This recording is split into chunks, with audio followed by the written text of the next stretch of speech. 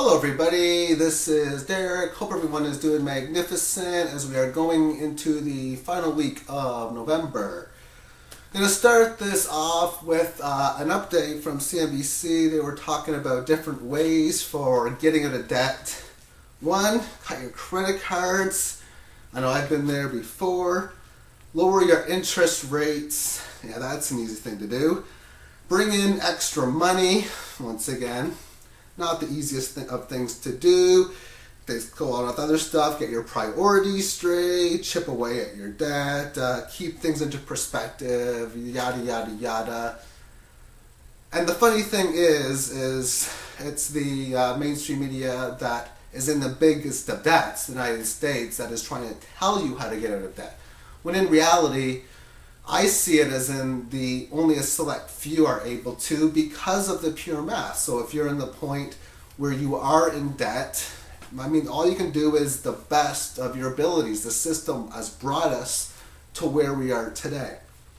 So anyway, moving on, Obama was talking in Asia about bringing back some jobs, trying to get some positiveness towards things. And I find it interesting, as he has said, to say create and save so many jobs. And I think he used that originally because he knew that by saying or save, that everything would work out. Well, we've lost all these jobs, but I've saved it here, I've saved it there, and so on.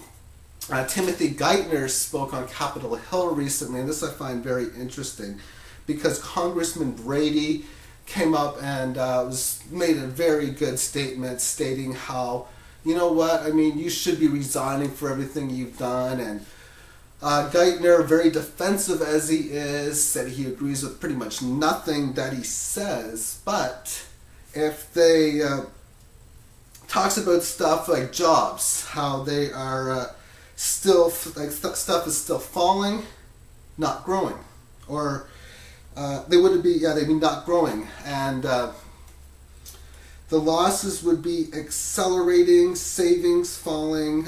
Basically what he is saying is that if they didn't do the stimulus package, that the economy would have just collapsed, and because they did, it has not. But like Peter Schiff is saying, all they have done is slowing down the collapse because it's actually made things worse. Now, it's made it better for those whom are still going to prepare for everything, but those whom are holding fiat dollars, it's going to be a little more difficult, in my opinion, as by making these bailout or stimuluses, the more they do it, the worse in the long run that it is going to be, because at some point you just got to let the house of cards fall. Then after it falls, you see the mess that we're in and you look for viable solutions at that point for recovery.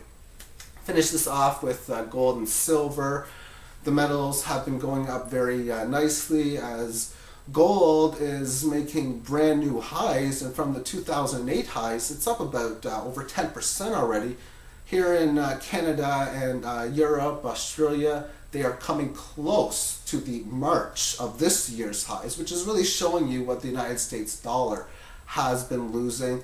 Silver has been going higher, and when I talk about it, it's really for the long-term situation, more so for that of silver and copper, as that is, to me, longer, because silver is good for the solar panels. And gold, like I say, I'm still a little weary on gold for 2 years, 4 years, 10 years from now as a possibility. I don't know. I know it's better than dollars, but I see it as more of a materialistic metal, and I think we are moving away from the materialistic age. I see silver as an industrial metal, and we're moving into the newer energies. I'm very bearish on oil from the long-term time frame. And that's because of newer and cleaner energies like solar energy. Of course, there's many like geothermal. And that's why I think silver is really going to skyrocket in the coming years, whether it be 3, 5, 10, 20. Silver will be a much needed investment. Lloyd anyway, the chairman of one of the guys from Goldman Sachs said he was doing God's work. And I mean, of course, you know, there's going to be a lot to be startled from that.